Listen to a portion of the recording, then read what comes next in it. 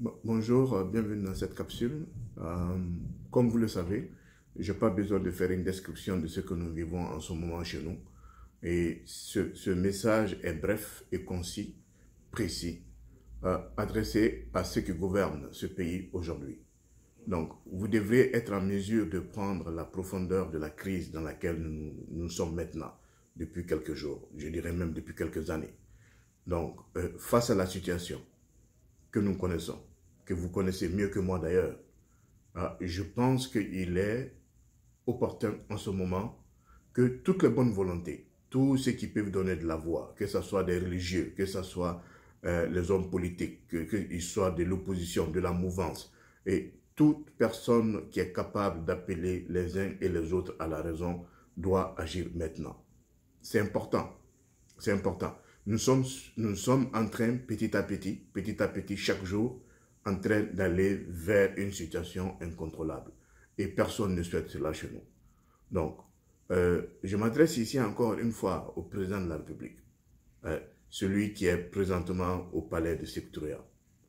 Et la crise que nous vivons va au-delà de cette simple élection.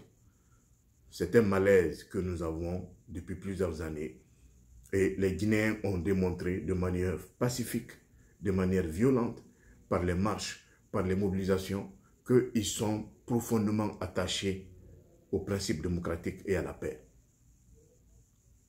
Ça a été fait depuis plusieurs années, que ce soit à travers les réseaux sociaux, que ce soit à travers les marches que vous avez vues, que ce soit à travers les écrits. Nous avons démontré que nous sommes profondément attachés au processus démocratique et à la paix chez nous. Et il est maintenant de votre responsabilité d'entendre raison, de poser les actes qui vont dans le sens non seulement de l'apaisement, mais aussi de trouver une solution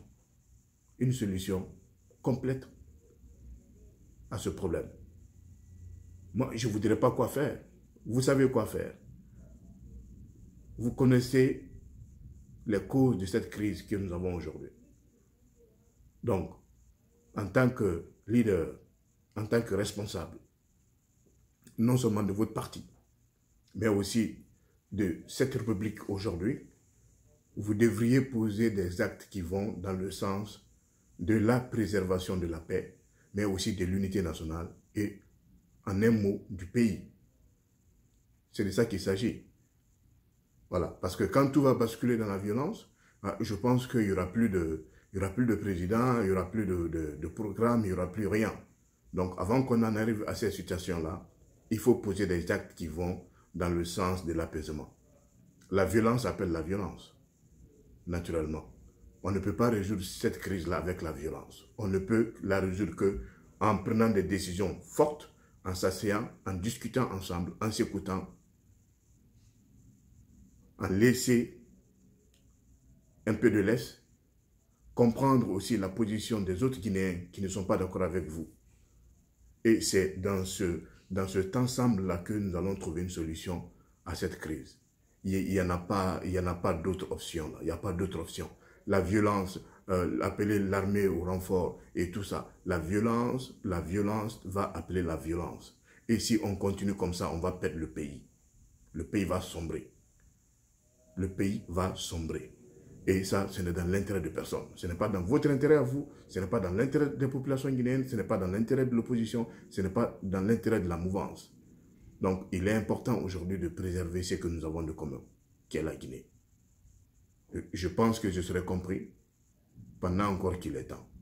Que Dieu bénisse notre pays. Et à la prochaine.